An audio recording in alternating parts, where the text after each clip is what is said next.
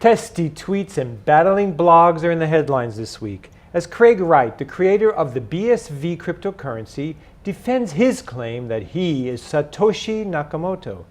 In today's episode of the Block Doc, we spell out the 5 ways to prove that you are Satoshi.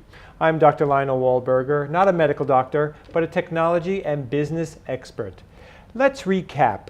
Who is Satoshi, why Craig Wright wants you to think he is Satoshi, and why anyone would care. Bitcoin was unleashed in October 2008 when a paper titled Bitcoin, a peer-to-peer electronic cash system, was posted to a mailing list with open source software code following 3 months later. The paper, software, and email chatter that followed were all signed by a Japanese-sounding pseudonym, Satoshi Nakamoto. A year later, the first pizza was bought with Bitcoin, and the explosive growth of this coin began, with today's market cap nearly $100 billion. That white paper, those software code check-ins, and all those emails were signed by Satoshi Nakamoto. Yet no one knows who Satoshi Nakamoto is. Like Superman hiding behind his secret identity of Clark Kent, the world only knows the secret identity of Satoshi Nakamoto. When Superman saves the day, it doesn't matter where he came from or what he calls himself. He could be a mild-mannered reporter for a daily metropolitan newspaper, could be a high school student. He could be a group of people who work in rotation to don the blue suit and red cape. Similarly, Bitcoin transfers and secures millions of dollars of transactions every day. The system doesn't need to know who Satoshi Nakamoto is. Whether he's a man, a woman, or a group of people, it doesn't change how the system works at all. But some people want to prove that they are the Clark Kent behind this super system. Craig Wright certainly feels the need to do this, and he's suing people to make his voice heard. So Block TV is watching and listening, and now offers you the 5th thing you need to know to prove that you are Satoshi. Act like Satoshi. If you look like a duck, walk like a duck, and talk like a duck, you must be a duck. So, do you have the knowledge to create a system like Bitcoin?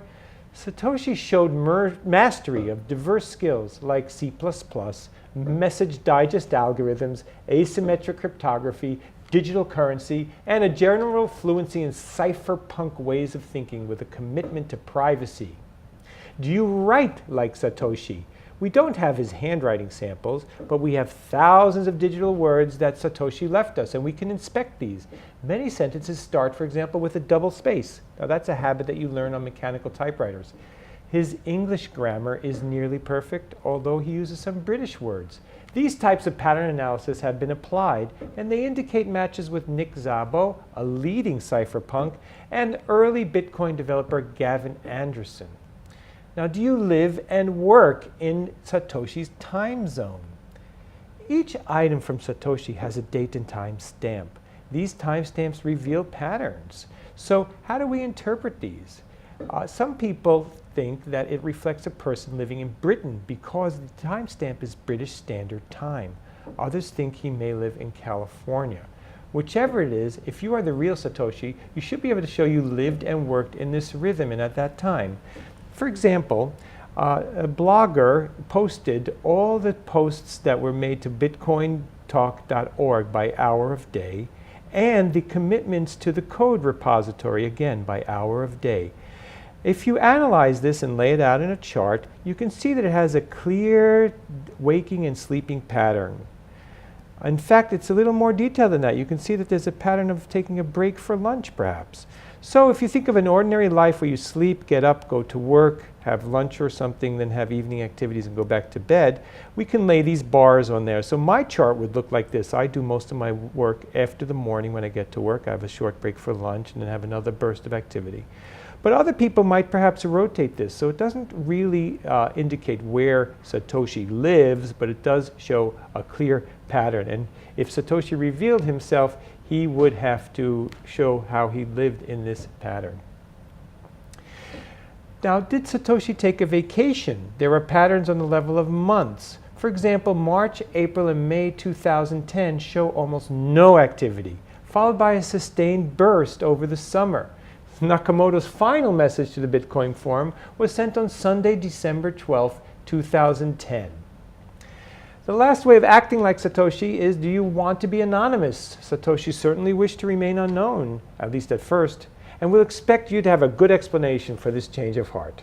Now, whether your explanation is true or not, the fourth thing needed to prove that you're Satoshi is documents and receipts. Satoshi would have a receipt for important purchases he made, like the original bitcoin.org domain name, and he would have copies of early drafts of his white paper. Show that you possess emails that people in the early community sent to Satoshi and that were never leaked or resent to others. Many people who wrote to Satoshi are still alive. People like Julian Assange, Phil Zimmerman, John Gilmore, Adam Black, David Chaum, and others. They may have emails that they sent directly to Satoshi and to no one else. So if you wish to prove you're Satoshi, prove that you have these emails and you can make your case. And when you show that, then even better than that, you should have the third thing you need to prove that you are Satoshi, his original email PGP key.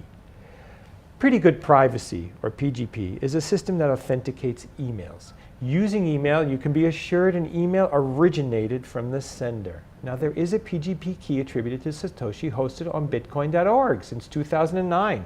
This PGP key was supposedly created in October 2008. I say supposedly because PGP is hard to use and hard to verify forensically.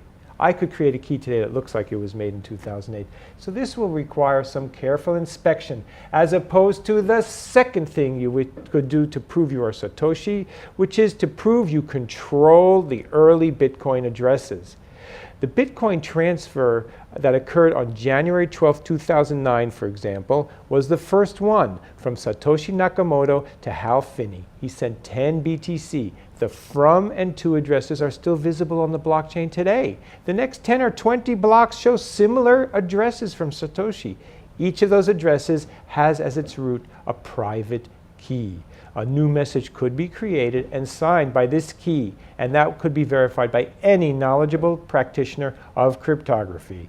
And finally, the first and most powerful way to prove that you are Satoshi is to show that you control the Genesis address. There's only one block like this, the grandfather of all Bitcoin.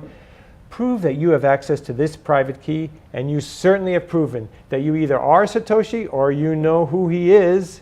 You also, by the way, will show that you can unlock billions of dollars of Bitcoin.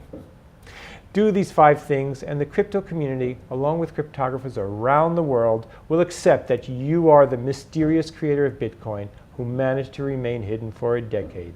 And if this Clark Kent of our super coin ever does reveal himself or herself, then to him I will say, thank you. This is Dr. Lionel Wolberger, the Block Doc. Like us on Facebook, Twitter, and Instagram, and check us out on all social media. And come back to Block TV, where we always listen and always watch.